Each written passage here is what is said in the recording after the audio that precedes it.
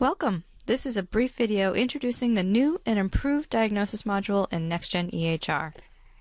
As you may know, this module is used by all templates in NextGen to enter and manage the patient's problem list. It can be launched from the history bar or launched from any place in which assessments are entered, such as in the SOAP note.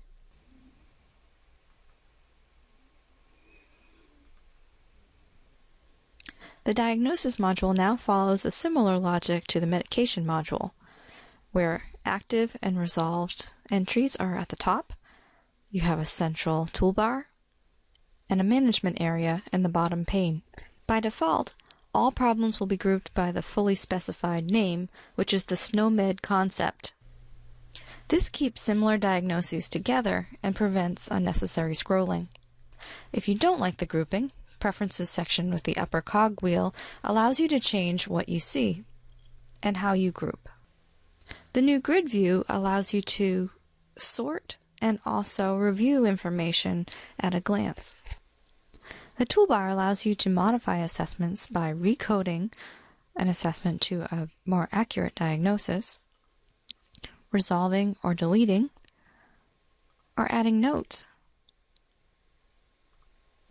It also allows you to view the history of that particular assessment and any changes that have been made over time. Finally, there's a reconcile feature for meaningful use that allows you to compare problems from an imported list or to confirm what already exists in your EHR. Lastly, a resources feature allows you to access patient education, clinical decision support, or an external provider reference. Additional details and modifications can be made in the entry grid below. For example, you can now clarify that a problem was assessed by another provider or location. You can also add chronic or secondary condition indicators and add certain problems to the MyTrack problems list for Medicare's HCC reporting. The next option to the left, Add to Billing ICD List, refers to the tabs at the top. These tabs represent the greatest change to the diagnoses module, and they relate to the way you add a problem to the list. When you click on the Add Problem button in the Problem List tab, you'll notice two things.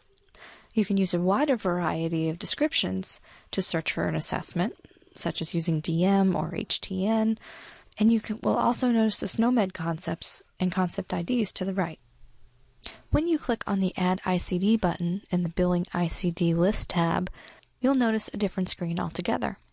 You can continue to search by description or by a couple of letters, and you'll notice that there's a clinical description and ICD code matched to its billing description. You'll also notice a sidebar to the left.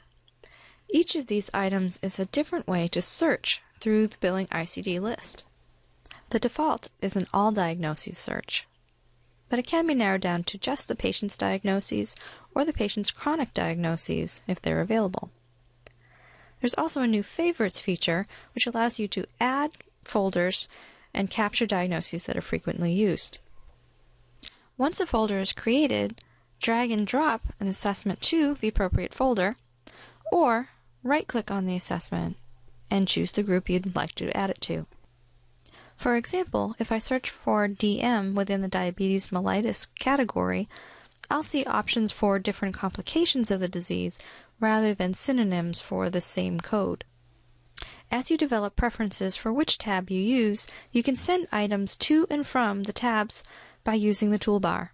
You can send something from the Billing ICD list to the problem list, and vice versa.